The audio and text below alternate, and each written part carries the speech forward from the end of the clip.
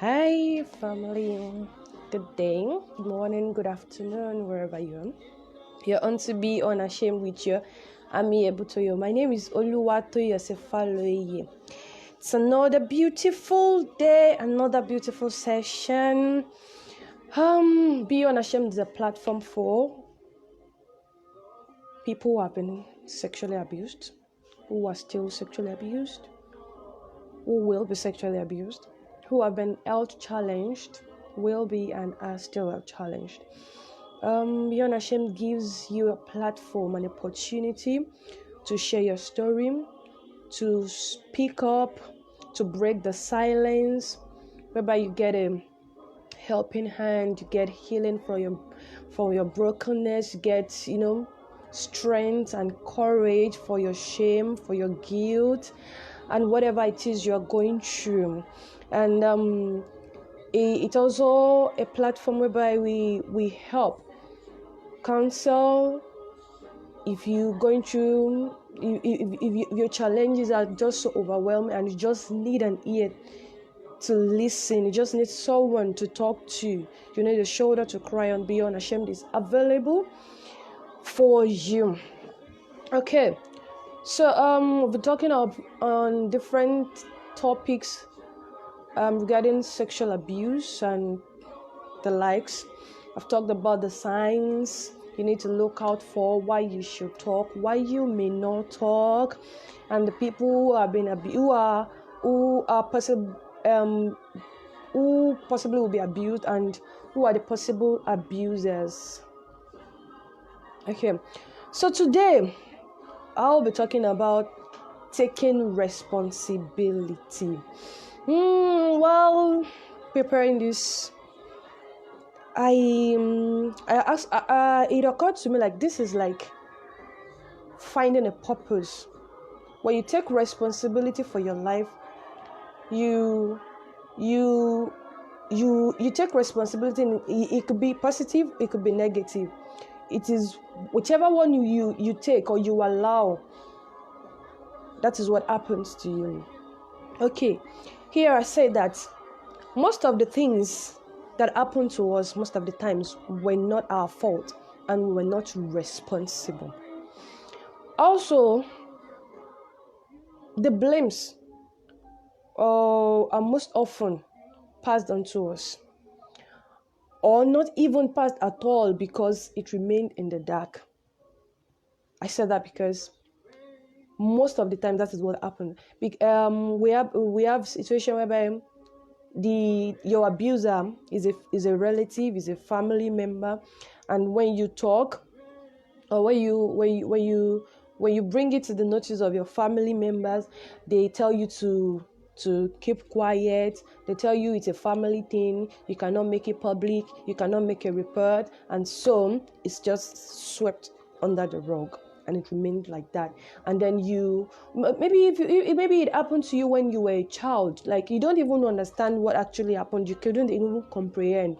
And as time goes on, as you keep growing up, you start to understand, you start realizing that, okay, this is what actually happened to me, and this is what was done to it. Nothing was done to it, and you start feeling some guilt on the inside of you, despite the fact that you were not responsible for what happened to you. You didn't start it, you didn't even understand. Even if you understood, you could not even help yourself, and people you thought would help you didn't do anything about it. That's why I said sometimes it remains in the dark and it's just them. But most of us are of the habit of shifting blames to the other person. Well, it didn't start from us. I'll be reading from, please let me point this out, that Be Unashamed is a platform is a vision that was given by God. And so whatever is done and Be Unashamed is based on the biblical principles. So come with me to the book of Genesis chapter 3, verses 9 to 13. Okay. And the Lord God called unto Adam and said unto him, Where art thou? Like, okay, I know my friend is always here, and I get there and I don't get to see him. That was what happened between Adam and God. God was supposed to see him somewhere, and when he got there, he didn't see him. And he said, I heard thy voice. And that is Adam responding now in the garden, and I was afraid because I was naked and I hid myself. That is what happens to us most of the time when maybe we have been abused and we feel so ashamed, we feel afraid, and we end up, hiding ourselves, hiding the pain. We don't want people to talk to us. We don't want to be challenged. We don't want to be condemned. We don't want to be blamed. And he said, and God said, who told thee that thou was naked? Hast thou eaten of the tree whereof I commanded thee that thou should not eat? And the man said, the woman whom thou gavest to be with me, she gave me of the tree, and I did eat. Like, okay. I don't know why that's... Like, have you eaten this? And the next thing is, it was also a person who gave it to me. And then further on, and the Lord God said unto the woman, what is this that thou hast done? And the woman said, the serpent beguiled me, and I did eat. So we see from our forefathers, Adam blamed Eve, Eve blamed the serpent, and it goes on like that, and we keep blaming people. We keep blaming people. When Eve gave Adam the fruit, the forbidden fruit, he could have said, I don't want to eat. She didn't put it in his mouth. She didn't force it into him. He collected it and also ate it. So he was responsible for his actions, but he passed the blame on to Eve. And this is what we do most of the time. We tend to pass blame of what has happened to us onto others. Yes, we might not have been responsible for what happened to us most of the time, but let us agree that the other person is wrong. Our abusers are wrong. But do you think they are responsible for the ways you feel right now?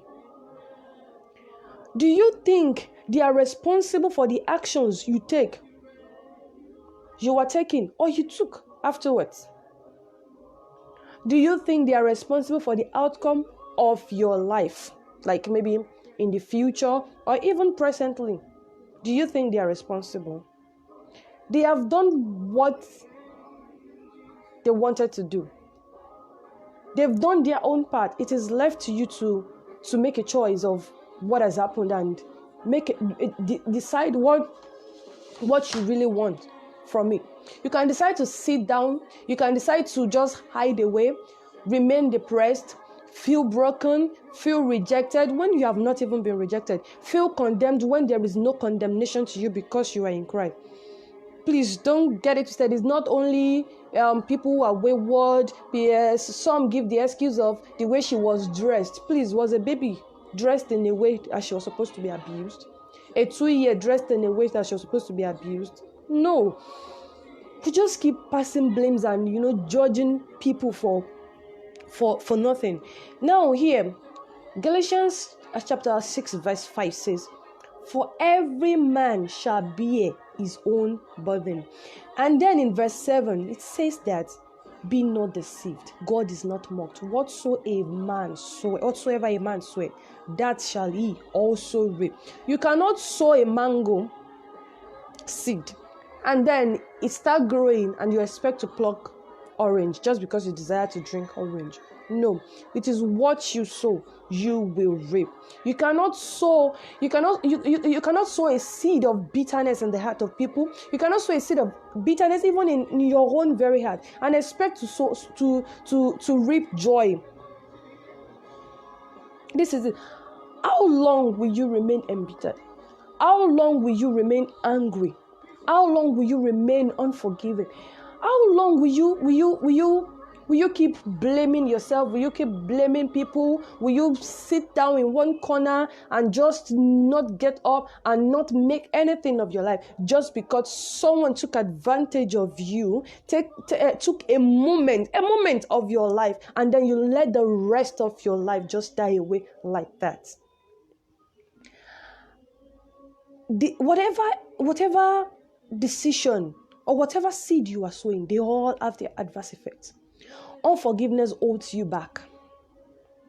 Like, I'm not going to forgive this person. He has wronged me. You just stay there. You keep feeling bitter, feeling angry. You're not going forward. Whenever you see that person or you even think about that person, all that goes on with I've experienced it, so I can actually talk about it. When I feel angry, when I realize that I've not forgiven someone, I realize that my heart becomes so heavy within me, and it's always as if they light a stove on the inside of me, and I feel this heat, and sometimes I feel like I want to burst out. It causes stagnation, and it makes you sick. When you're unforgiven, it makes you sick. I am saying this again, it makes you sick. When you realize that you keep falling sick and sick and sick and sick, can you just check yourself? Maybe you are holding someone in your mind. Unforgiveness causes sickness, a whole lot of sickness. When you are feeling bitter and you are wrinkling your face, you are squeezing your face, it affects your, I don't know the organ, but it gives you headache. And when you start running headache, it affects other parts of your body. It makes you sick. It makes you sick. It makes you stagnated. You are not moving forward because you are holding someone in your mind. Meanwhile, the person you are even holding in your mind is moving ahead. They are living their life. They have even they might not have forgotten what they've done, because I don't believe anybody should forget that kind of evil act done to someone else. But they have moved on with their life. Maybe they are even doing worse to some other people. But you are here.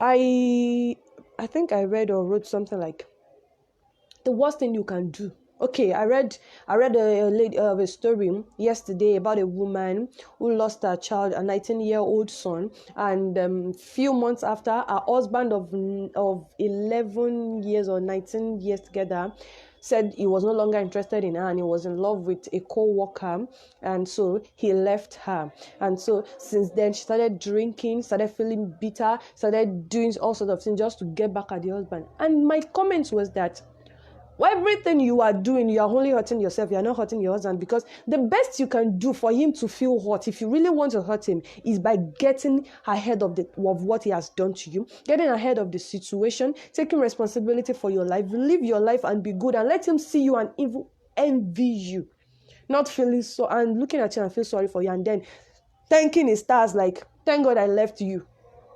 Because I can't imagine myself seeing someone like that. And I want to go back to that kind of person like, oh, your life is actually even very miserable.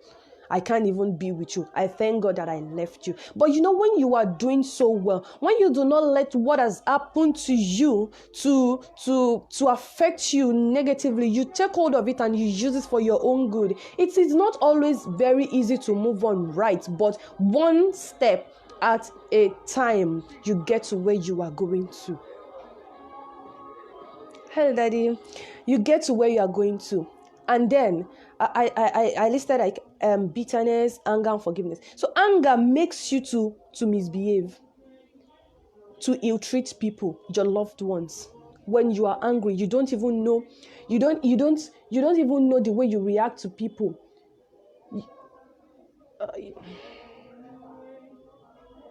You don't even know the way you are reacting to people, your children, your husband, your wife, your loved ones.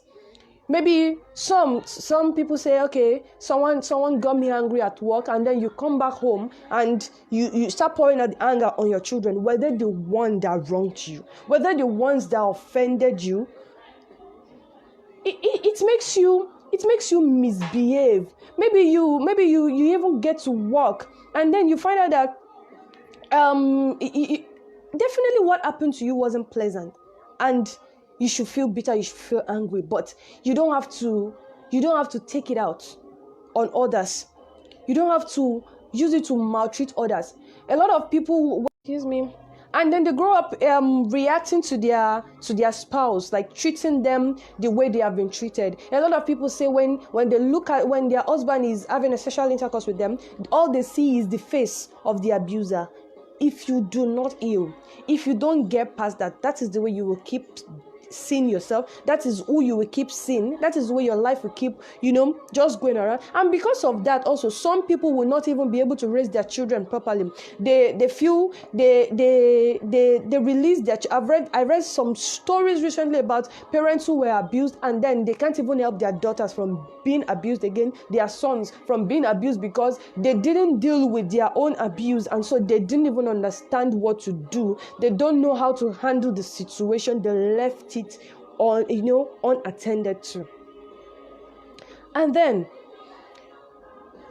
if you fail, you are responsible for it.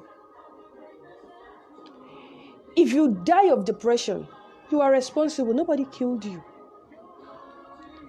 If you feel unloved, unworthy, you are responsible for it.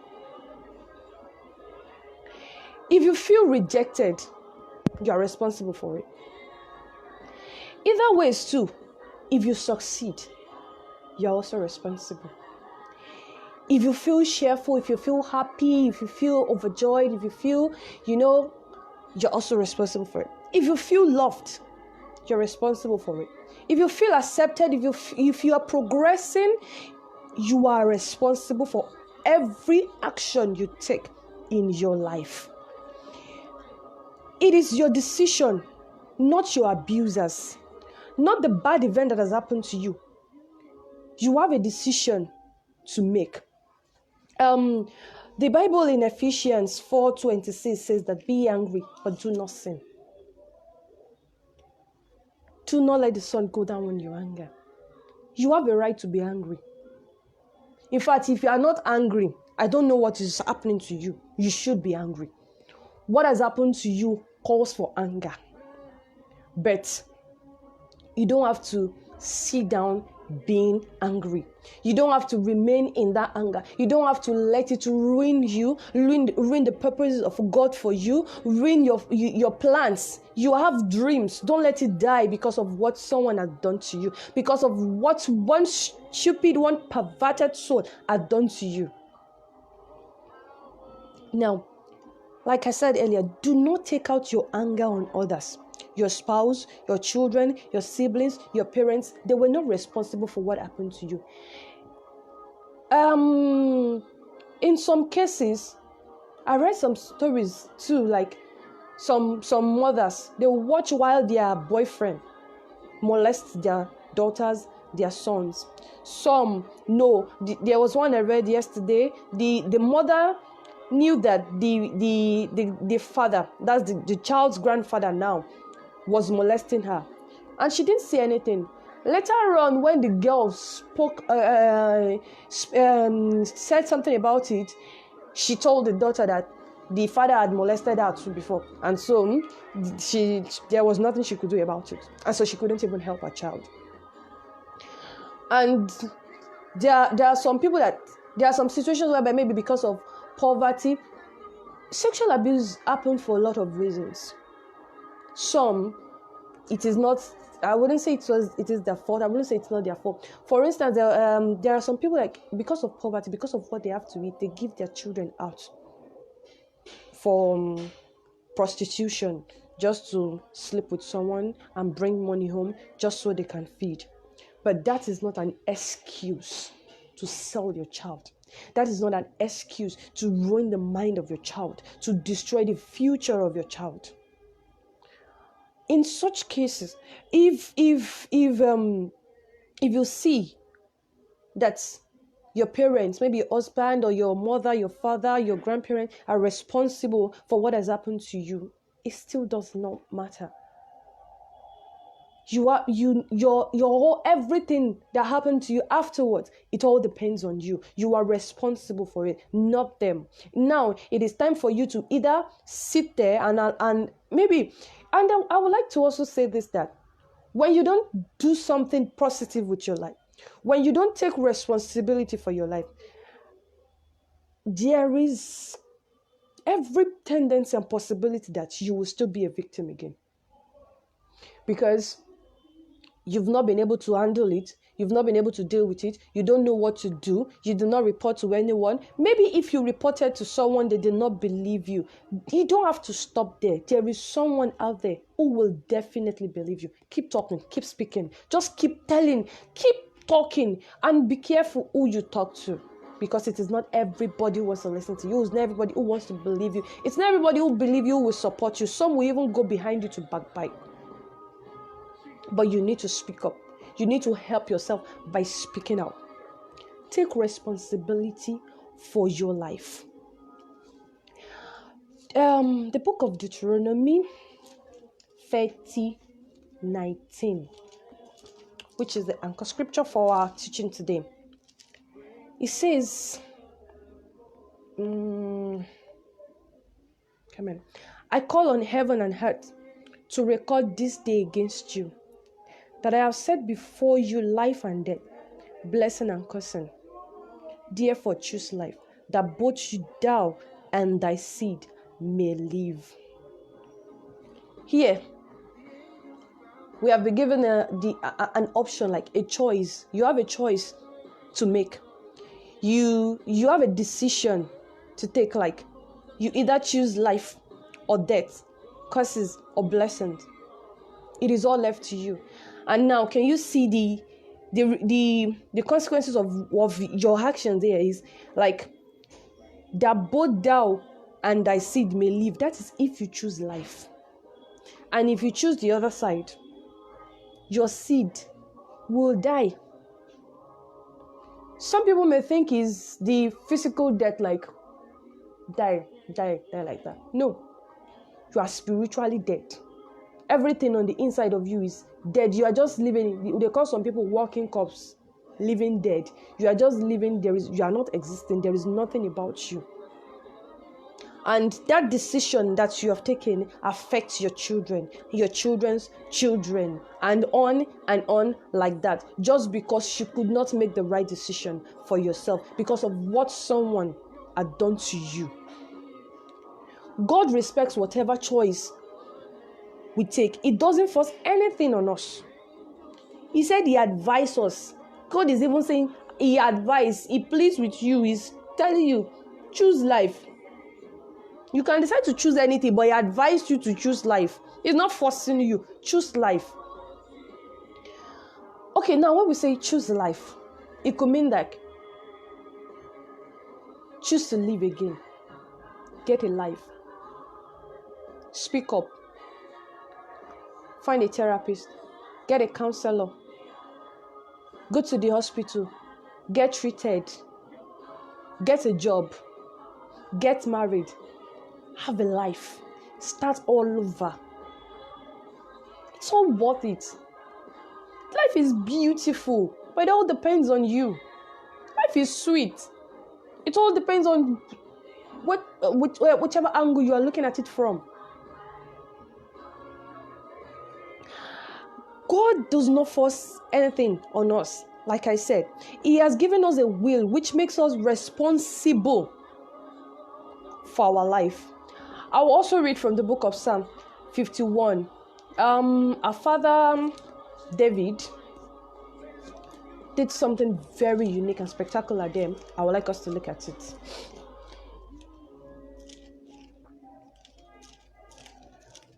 Okay. Verses 1 to 12.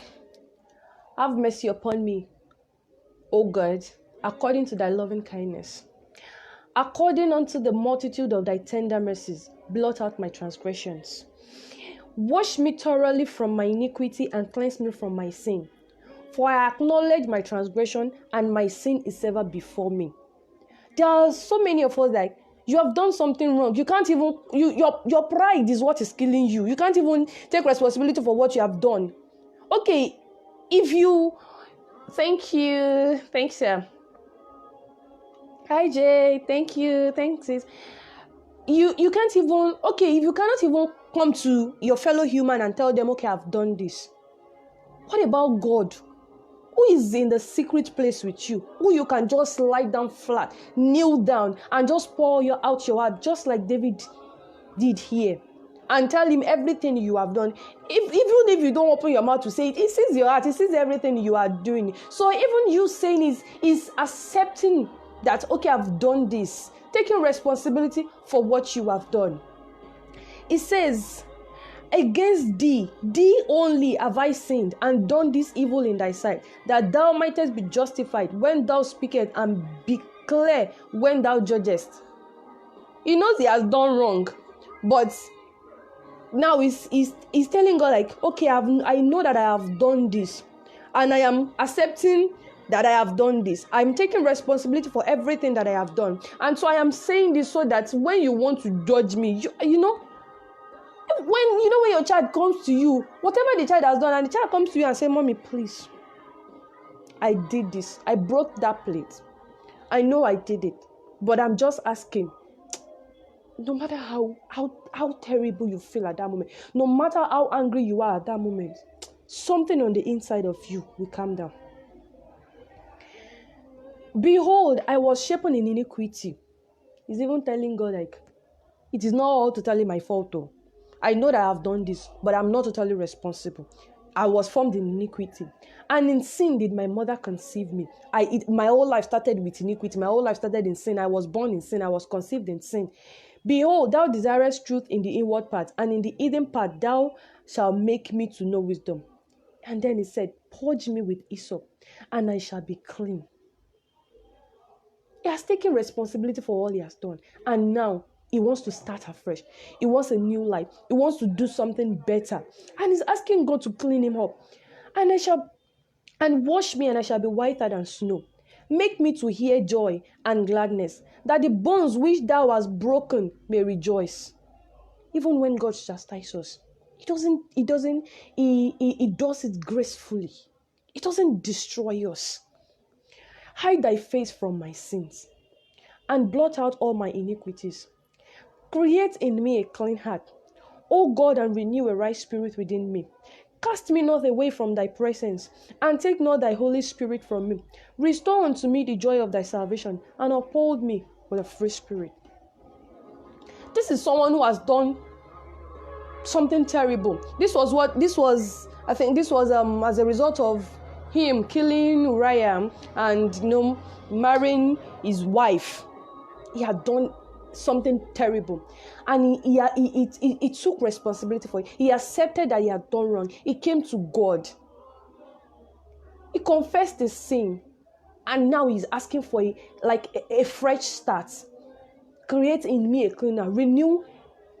You understand what it means to renew? Like a new thing, a beginning, a new start. Renew in me. So whatever it is that has happened to you, you can have a fresh beginning. You can have a new beginning. You can have a fresh start. You don't have to live on the past. Take responsibility for your life. If at the end of the day, your children look up to you and say, Mom, if you had done this, Dad, I wish you had done this. And then you lie down on your deathbed and you are regretting that you wish you had. Why don't you just make up your mind right now and do something that will make you not say, I wish I had? Be responsible for your life. Do not let what has happened to you ruin the plans and purpose of God for you. David was pleading for mercy, and then in verse 13, after all he had done, after asking God to, renew a right spirit, confessing his sin and all that, the only reason he's asking for all this is because he said, then will I teach transgressors thy ways, and sinners shall be converted unto thee. Just because I have come to you, I have learnt my lessons now. I have done all this, and I know that, okay, this is the result of what I have done. From what I have learned from this, I am ready to teach others. With what has happened to you, can you take it and help others with it? I made a post this morning about, okay, if I had to go through that valley, Lord, just so I could help someone, then I don't mind. Then I don't regret it. After taking responsibility for his actions, He used it as a means of fulfilling a purpose. Why don't you look at what has happened to you and do something with it? I was molested, yes. But look at me. I have found a purpose in it. It's not a thing of joy. I'm not proud to announce to it to the world. But yes, I'm glad with what I am doing with it right now.